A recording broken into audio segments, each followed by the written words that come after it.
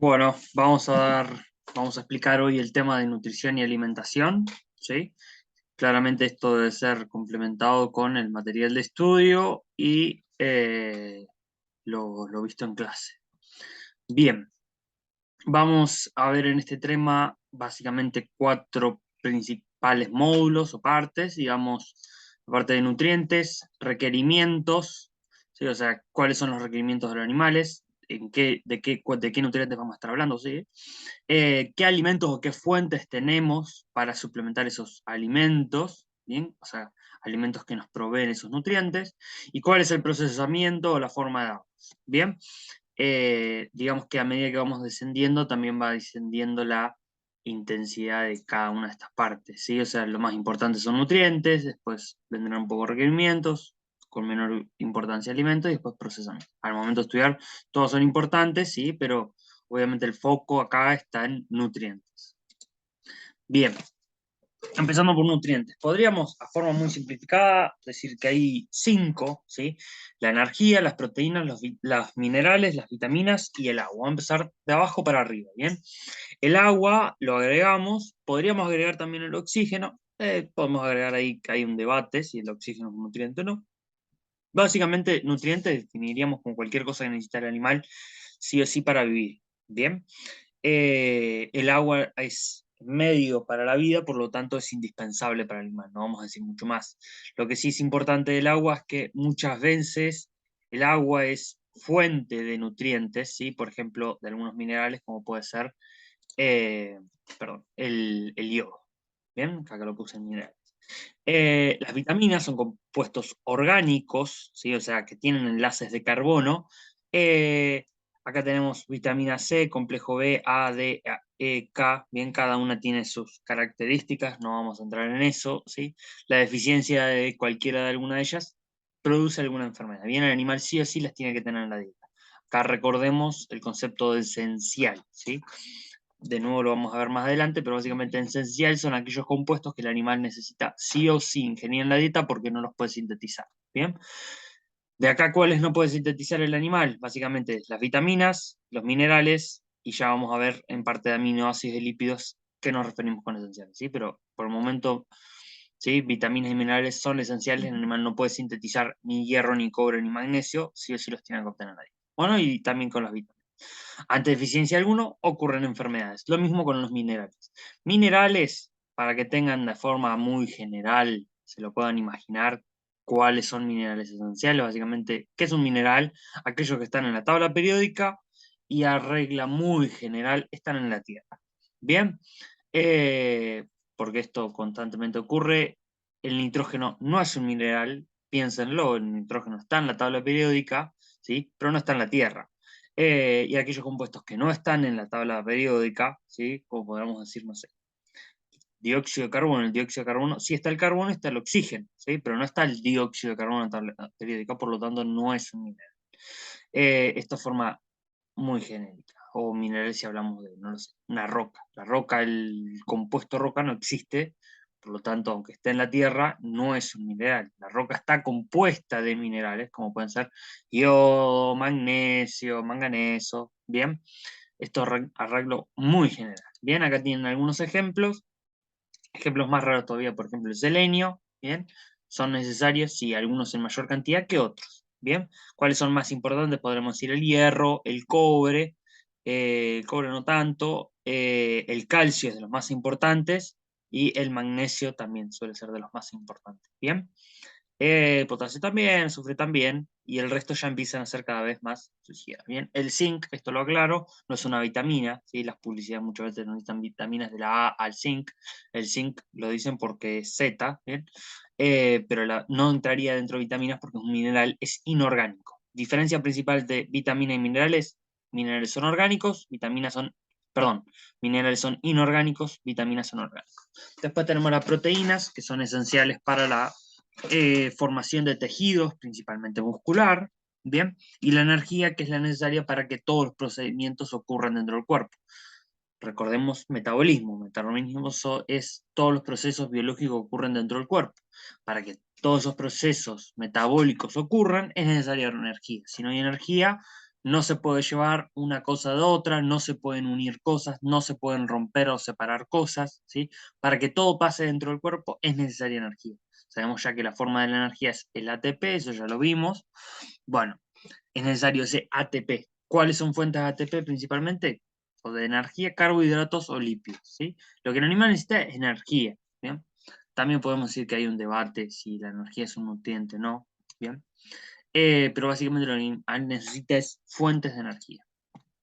Recordemos que esa energía estaba en los enlaces de carbono, ¿sí? Cuando se rompe el enlace, en la respiración celular, es cuando el animal obtiene energía. No está en el átomo, está en los enlaces. Pueden ser enlaces de carbono o pueden ser enlaces de cualquier molécula, de cualquier átomo con cualquier otro átomo. Bien, carbohidratos, una simple clasificación: monosacáridos, disacáridos, polisacáridos, ¿sí? Esto viene del griego antiguo: mono, uno, di, dos, poli, muchos. Sacáridos, sácar en griego, quiere decir azúcar o dulce. Bien. Monosacáridos, azúcares simples, glucosa, fructosa, ¿sí? Ya más o menos los van conociendo.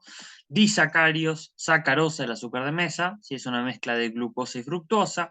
Lactosa, una mezcla de glucosa y galactosa, ¿bien? Lo podría haber puesto acá. Esa es la lactosa, es el azúcar de la leche, ¿bien? ¿Se acuerdan de la lactasa? Lo que hace la lactasa es romper la lactosa en glucosa y galactosa.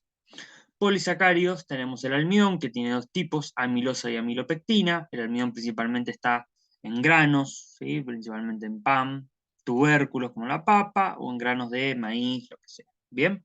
Glucógeno está principalmente en músculo e hígado.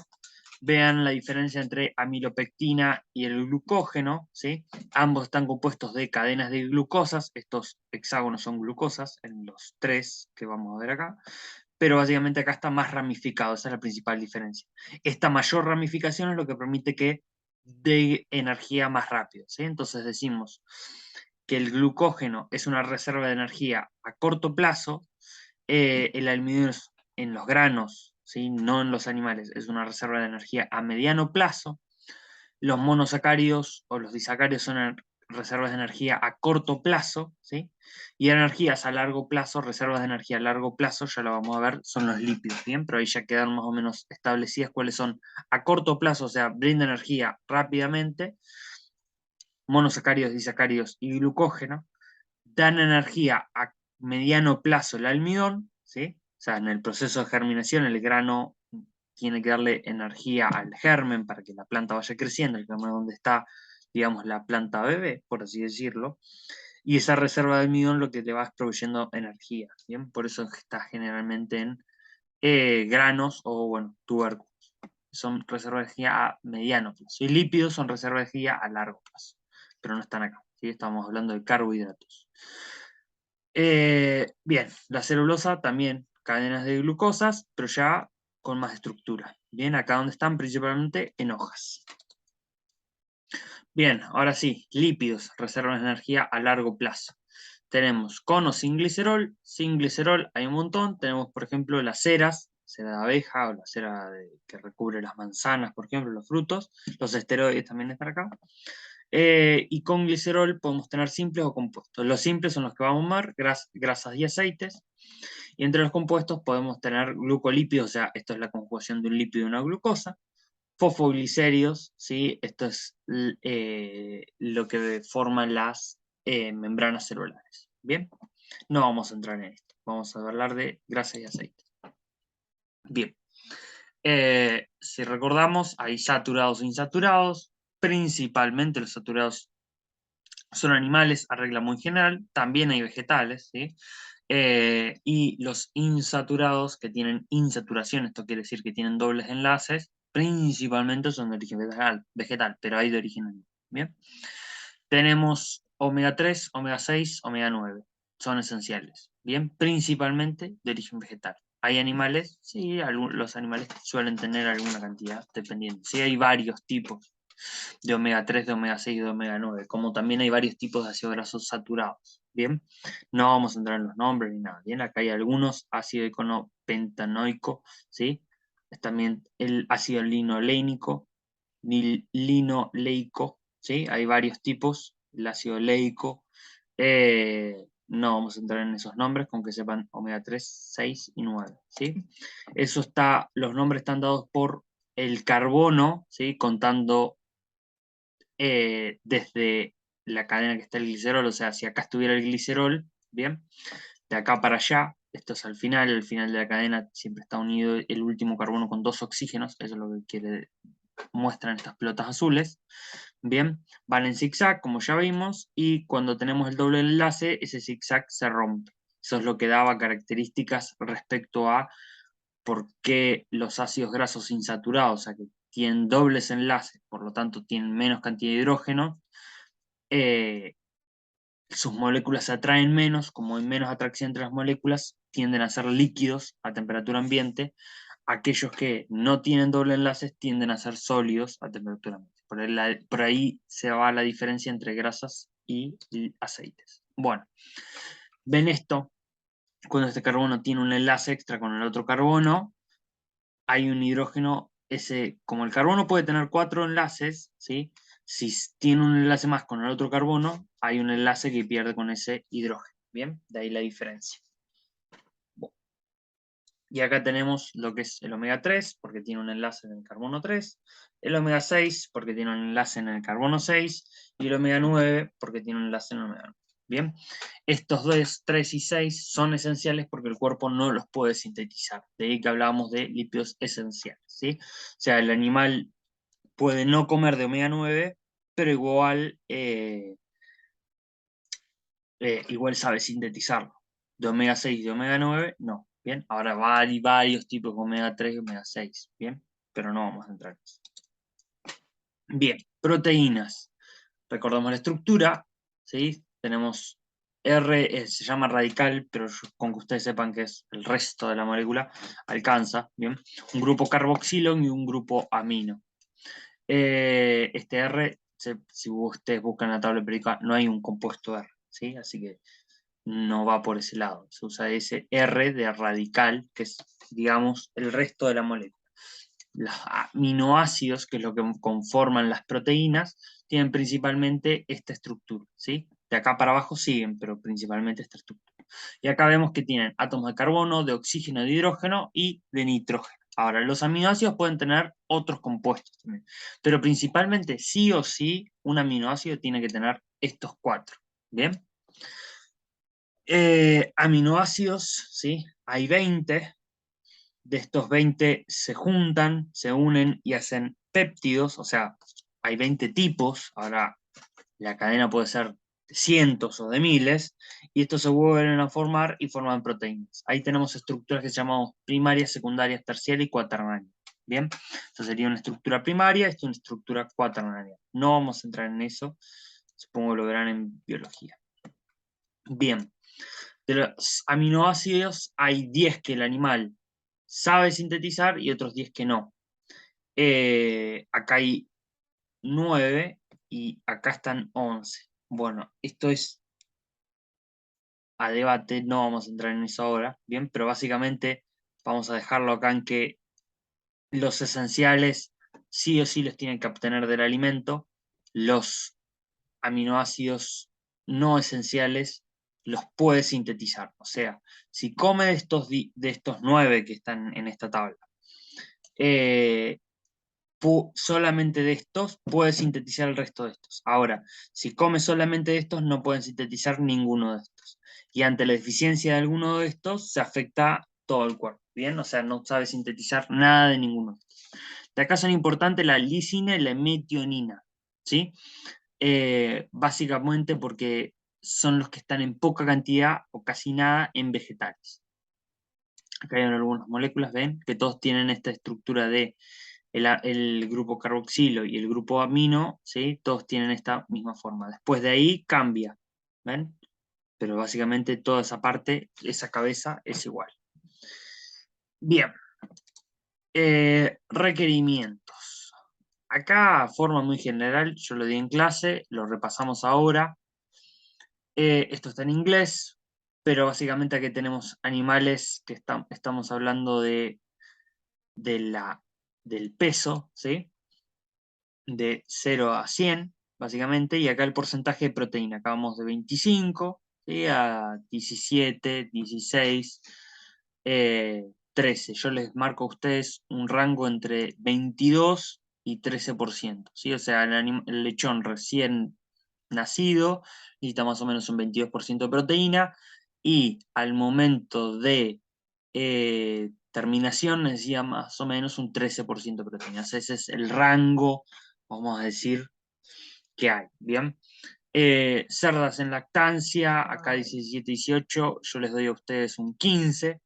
Y dry sow, digamos que sería una cerda que no está, que está gestando o por gestar, más o menos un 13%. Yo les digo a ustedes un 14%, ¿bien? Repasen los números que yo estoy diciendo, no los que dicen acá. Bueno, vemos que acá hay tablas, esto puede variar un montón, podemos especificar muchísimo. ¿Qué tenemos que hablar de acá? Hablamos de proteína cruda o proteína bruta. ¿Por qué? Porque el análisis de laboratorio para determinar la proteína bruta es fácil porque se extrapola la cantidad de nitrógeno que hay, ¿sí? en el alimento. Ahora, determinar a nivel de laboratorio la cantidad de todos los aminoácidos es muy difícil. Por lo tanto, no se hace y en general tampoco se establecen las dietas, ¿sí? Porque es muy complicado. En general hablamos de proteína bruta porque el análisis de laboratorio es más sencillo, por lo tanto, más barato. Bien. Después tenemos también requerimiento de calcio, fósforo, hierro, zinc, todo. Bien. También hay requerimientos de fibra, de energía. Acá están en megajoule por kilogramo. No vamos a entrar en lo que es de. Pero bueno, quiero que tengan claro por lo menos la proteína bruta. Recuerden los números que yo les dije. Y la cuestión de por qué no se, cuando uno habla de un alimento, no habla de cantidad de aminoácidos que tiene, sino que hablamos de proteína bruta. ¿Qué quiere decir la proteína bruta? Básicamente la cantidad de proteína total que tiene el alimento sin entrar a ver qué aminoácidos hay. O sea, me da una información parcial, pero es algo de información. Y se hace así porque básicamente es más sencillo de analizar a nivel de laboratorio. Bien, otro concepto que tiene que quedar claro. La ley de Liebig o ley del mínimo, ¿sí? Esta ley lo que básicamente dice que ante deficiencia de alguno de los nutrientes, el total del crecimiento se va a ver resentido, ¿sí? Esto es una ley principalmente para cultivos, pero en animales podemos decir que aplica. O sea, ante una deficiencia, aunque sea de un aminoácido o del compuesto más mínimo que sea, supongamos selenio, del 50%, va a repercutir en el resto del animal, por más mínima que sea esa deficiencia. ¿Se entiende? O sea, supongamos, el animal necesita 100 unidades de algo y una unidad de algo, de otra cosa. ¿Sí? Si de ese uno que necesita no lo tiene o tiene la mitad, va a hacer actuar igual el cuerpo como si tuviera 50 de ese que necesita de 100. O sea, ante la deficiencia de uno, por más mínimo que sea, repercute en el crecimiento de todo el cuerpo. ¿Bien? Por lo tanto, es importante que haya un correcto balance entre todos los nutrientes que necesita el animal y no haya deficiencia de ninguno, ¿sí? Tampoco que haya exceso, básicamente porque si no estaríamos tirando plata, o sea, estaríamos derrochando, estaríamos dando demasiado de alguno de los nutrientes.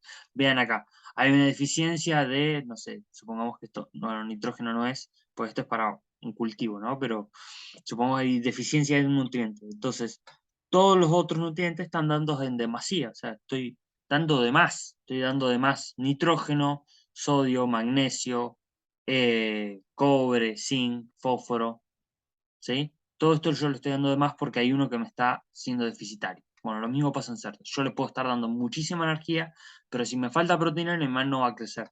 Y le puedo estar dando muy buena proteína, muy buena energía, pero si le falta vitamina C, el animal no va a crecer o va a crecer muy poco. Bien, fuentes de energía. Bien, acá tenemos, los clasificamos en energéticos, proteicos, voluminosos, suplementarios. Bien, o suplementos.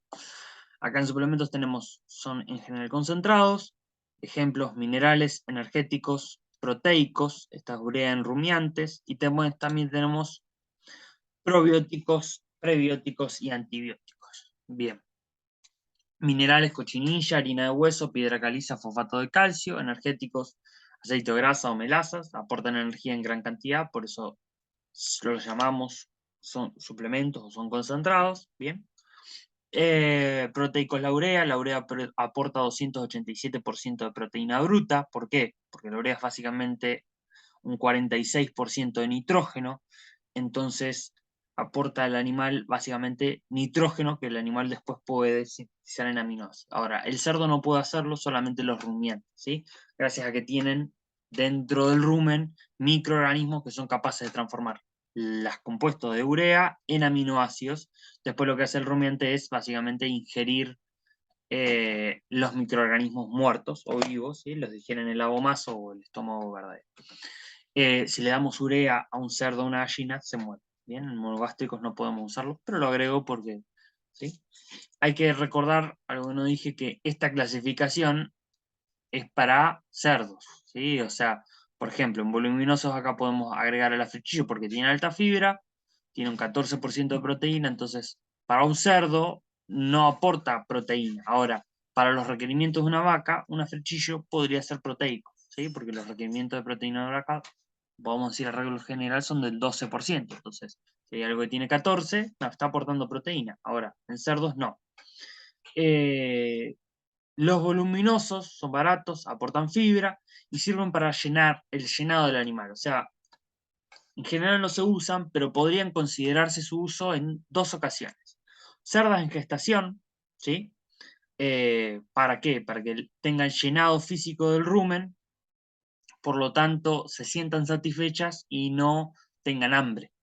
Y después, en caso de también de animales que queremos al pasar de entre los 110 y los 130 kilos, o sea, animales que queremos que sigan creciendo un poco más, pero sabemos que animales que cuando pasamos esa barrera de los 110 tenemos que tener cuidado con que se engrasen, por lo tanto yo puedo restringir la cantidad de energía en la dieta, pero no la cantidad de comida, agregando algo que aporta volumen, ¿sí? El ejemplo que yo doy es en una comida familiar, cuando hay poca comida, se pone más pan en la mesa para que nos llenemos con pan, y no nos terminemos peleando por la poca comida que queda. Básicamente es eso, que los animales se sientan satisfechos, eh, dando más volumen a la comida, aunque no tenga necesariamente más nutrientes. Tenemos heno, ¿sí? Que sería el forraje, un rollo, un fardo. Silaje, ¿sí? Que es básicamente, bueno, no vamos a entrar en eso, que puede ser de maíz o de sorgo. Bien, proteicos que me aportan proteína, exper de soja, harina de girasol, maní, bueno, el exper de soja también es harina de soja, ¿sí? La harina de soja se obtiene del poroto de soja y por un lado va el exper de soja, que es para exportación, y es para consumo animal, y el aceite de soja, que es básicamente para exportación, pero es para consumo humano. Bien, en otras la parte del mundo, como en China o en Brasil, se consume aceite de soja como aceite de cocina. Bien, acá no, pero en otras partes del mundo sí. Hay muy poco, un poco consumo de aceite de soja. El poroto de soja no se puede dar entero porque tiene un factor antinutricional, ¿bien? Que se llama lectina.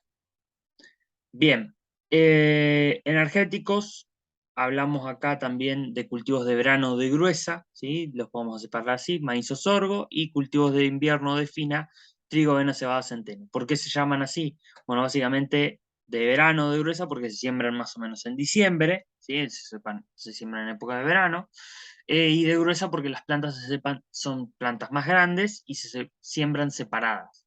Ahora, en cultivos de invierno que se siembran en general en el otoño, ¿sí? O temprano en el otoño, o de fina porque se siembran plantas muy juntas, ¿bien? Queda como si fuera una pastura, como si fuera un pastizal, una cosa así es lo que ve cuando las plantas ya van emergiendo, ¿bien?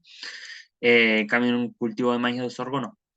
El cultivo de soja, por ejemplo, sería un cultivo de verano, pero de fina. ¿Por qué? Porque se siembra en verano, pero se siembra en forma de fina, o sea, las plantas van muy juntas. El caso del girasol es otra planta de verano, pero de gruesa. Bueno, bien. Y acá tenemos los porcentajes proteicos, bien, que aportan cada uno. El trigo suele tener más del 14%, pero ¿qué pasa? A nivel comercial, el trigo que tiene 14% de proteína se usa para hacer pan. Si el porcentaje de proteína es menor del 13% o del 14% que yo puse, se suele usar como descarte.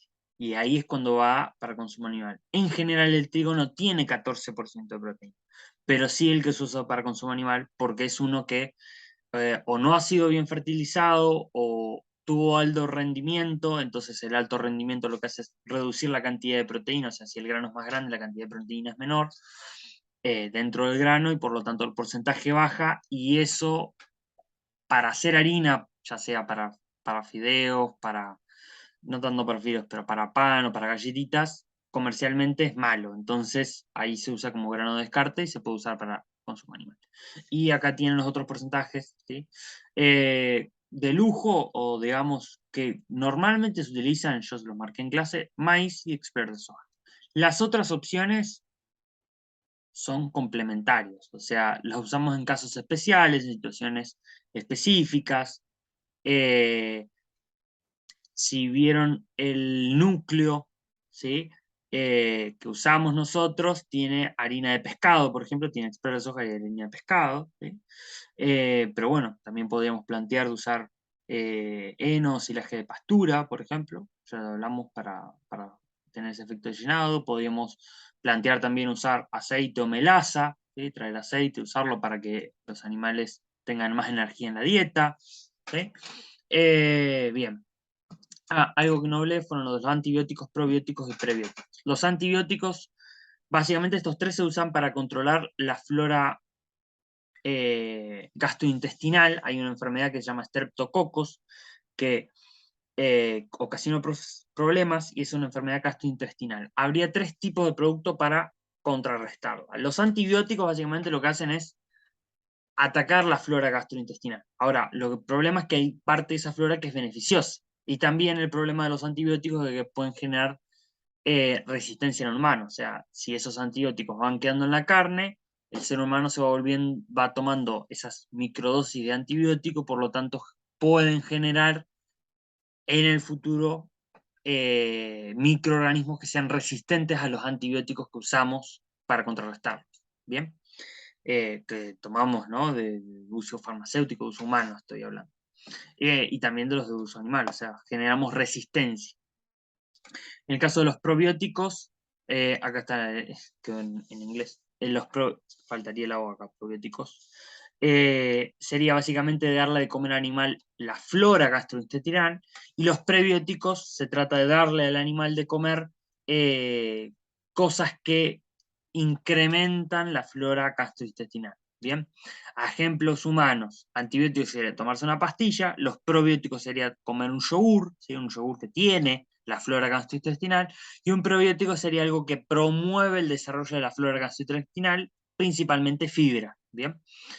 Fibra de buena calidad, actúa como prebiótico, un probiótico sería darle al animal algo que tiene la flora gastrointestinal. ¿Por qué haríamos esto con un probiótico? Básicamente para que ocupe todos los nichos y entonces dentro del estómago o intestino delgado y entonces este Streptococcus no se puede desarrollar porque hay otros microorganismos que lo ocupan el lugar. La misma razonamiento va para el prebiótico. ¿Bien? Bueno, acá hablando de los cultivos de verano, acá vemos una cosechadora de girasol, ¿sí? Un cultivo de maíz, todos estos se cosechan seco, y acá vemos cultivo de maíz, de sorgo y de girasol, ¿sí? Estas dos son monocotiledonias y esta es una dicotiledonia. Supongo que lo caracterizan por la forma que tienen un solo tallo, ¿sí? La forma de las hojas, el girasol, la forma de las hojas. Bien, entonces se cosechan secas. Bien, esto es estadio verde. Ven acá cuando se cosecha el girasol como es, ¿sí? El capítulo es lo de la flor, ¿sí? Se cae para abajo, se seca y ahí es cuando se cosecha. Bien. Y cultivo de invierno, cultivo de fina, acá tenemos trigo, esto es avena y esto es cebada. Bien, la cosechadora acá es distinta, ven que las plantas están mucho más juntas, ¿sí? Acá cada planta entra porque tiene como, digamos, como canales que guían a la planta para que vaya a un punto específico, porque la distancia entre plantas ya está demarcada en la sembradora, y acá básicamente estamos cosechando un pool de plantas, por lo tanto el cabezal de la cosechadora es distinto, ¿bien? No importa ahora, pero bueno. Y con respecto al maíz, acá vemos las partes, ¿sí? El maíz que nosotros conocemos generalmente amarillo, pero en realidad existe una amplia variedad de coloraciones en el maíz, desde amarillo a violeta, pasando por el azul, el rojo, de todo. Bien, verdes, acá vemos una gran variedad, ¿sí? Lo que se hace básicamente es que hay mejoramiento para el amarillo, ¿sí? Y general mejoramiento para mayores rindes. Bien, si vemos las partes del maíz, ¿sí? Vamos a quedarnos con lo sencillo. Acá tenemos seed coat, sería la capa dura que recubre a la semilla. Esto que es, sería el endosperma, esto blanco. Bien, acá estaría el almidón del maíz, ¿sí? Y después acá adentro, acá estaría la plántula chiquitítula, la plántula pequeña, ¿sí? Acá sería la radícula, esto sería la parte que sería posteriormente las raíces. Y acá esto que es el coleoptile será lo que posteriormente será el ápice, ¿sí? O la parte más alta donde crecerán las hojas de la planta. ¿Bien? Esto llamamos embrión y acá generalmente donde está la parte con más grasa del grano. ¿Sí?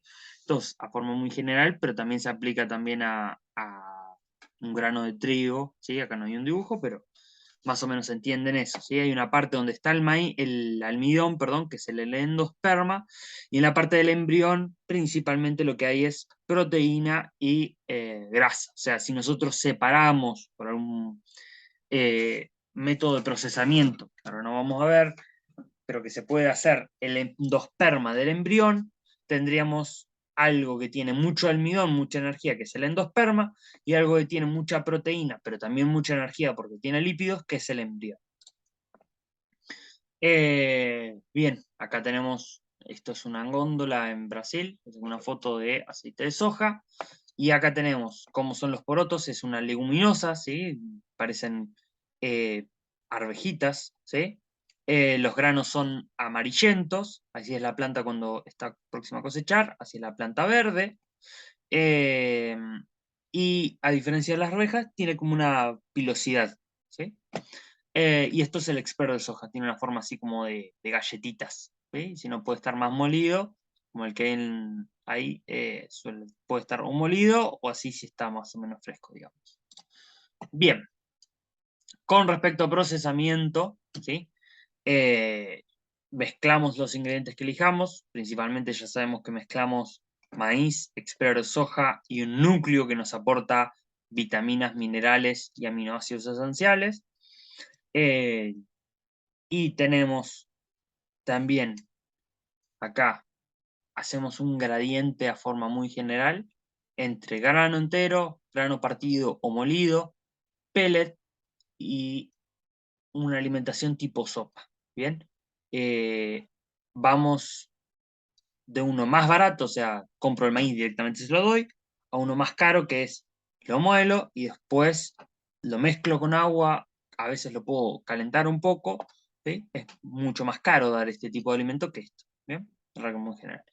Este tiene menos pérdidas, abro la bolsa y se la doy. Acá, si yo lo muelo, hay mucho polvo que se pierde, hay muchas pérdidas. Si tengo pellet, más o menos digamos que también hay pérdidas. Y ya si hay líquido, las pérdidas son enormes porque queda el alimento, porque hay alimento que se pudre, porque saqué los animales, pero quedó el comedero con comida, no saqué el alimento del comedero, por lo tanto se pudrió, todo ese tipo de cosas que pasan, más pérdidas que si le damos el grano entero, ¿sí? Con respecto a la palatabilidad habla sobre qué tanto gusto o sabor tiene para el animal, ¿sí? Eso es lo que quiere decir palatabilidad, qué tan agradable al paladar del animal es. Bueno, grano entero, menos palatable, líquido tipo sopa, mucho más palatable. Un ejemplo muy claro. ¿Qué prefieren comer? Grano de maíz entero, un grano de maíz molido a tipo a polenta, comer polenta seca, que comer eso.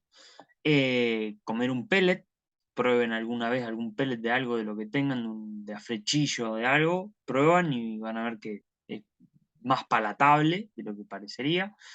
Y si encima lo mezclamos con agua y lo entibecemos, bueno, ahí ya estamos hablando de prácticamente una polenta, una comida para humanos, ¿sí? Entonces es mucho más rico, más palatable para el animal también, por lo tanto tiende a comer más, ¿bien?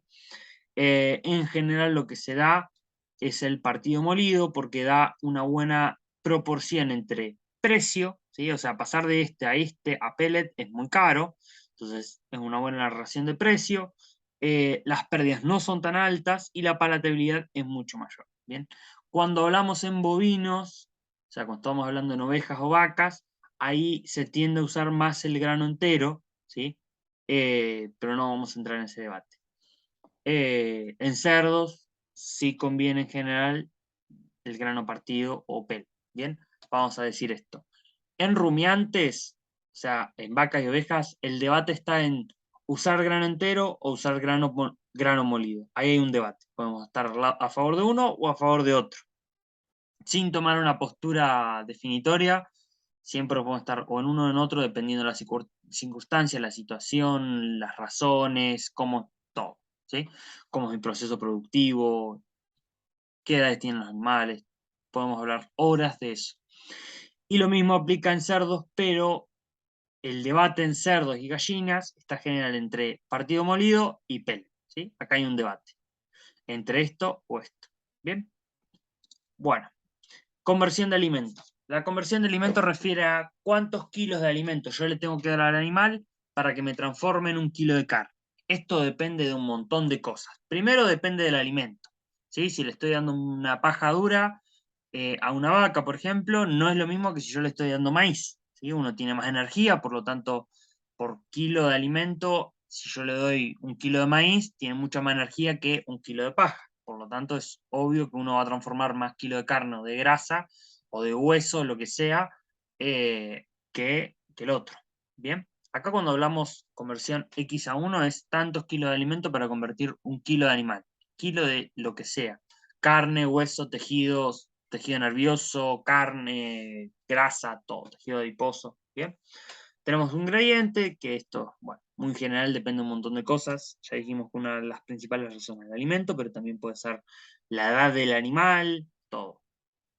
El estrés, si el animal está estresado o no, si hace ejercicio, si corre, si camina, si está estabulado, si pasa frío o no. Bien, pero en bovinos podemos hablar de un rango de 6, 10 a 1, ¿sí? O sea, 10 a 1 o 6 a 1, en ese rango más o menos, más y menos también, pero bueno, eso sería entendible, depende de un montón de cosas. Porcinos, depende muchísimo de la edad, pero digamos que es un 3 a 1 o un 3,5 a 1. 3 a 1 sería el promedio de la vida del animal si hacemos las cosas más o menos bien. En bovinos, digamos que es un 7 a 1 en un feedlot si hacemos las cosas medianamente bien. 6 a 1 es cuando el animal es joven y hacemos las cosas muy bien. En gallinas podemos decir que es un 2,5 a 1. Este 1,7 es más o menos cuando estamos hablando de pollitos chiquitos, pollitos bebés. Peces de 1 a 1, ¿sí? Prácticamente 1,5 a 1. O sea, eso es, le estoy dando de comer un kilo al pez, me lo transformo en un kilo de carne. Ahí hay muchas cosas, digamos, extrañas, pero que podamos hacer de, bueno, complementamos porcinos o gallinas con peces. Entonces, debajo de los cerdos, cuando caen las heces, hay peces que aprovechan el pedacito de grano que el cerdo en su sistema digestivo no pudo aprovechar. ¿Hay sistemas así? Sí, hay, y podemos hablar un montón de eso. Y después están los insectos, ¿sí? Que es muy debatible, pero en muchas partes del mundo los insectos se comen, acá no, pero en otras partes sí. Podría ser debatible si se podrían usar insectos para que coman pasto, transformen ese pasto en proteína y después darle esa proteína a esos insectos de comer a los animales, ¿sí? Pero bueno, la conversión por excelencia la tienen los insectos, ¿sí? Conversión de prácticamente 1,1 a 1, o sea, no pierdan nada, son muy eficientes. Después tenemos los peces, después las gallinas, después los cerdos, después las vacas y las ovejas. Bueno, eso fue muy resumido, extremadamente resumido, lo que corresponde al tema de nutrición y alimentación. Esto en la clase nos llevó varias clases, así que como sabrán esto es un extra resumen, un repaso muy general de algunas cosas importantes del tema, pero bueno, saben que esto lo tienen que complementar con el material de estudio y lo visto en clase.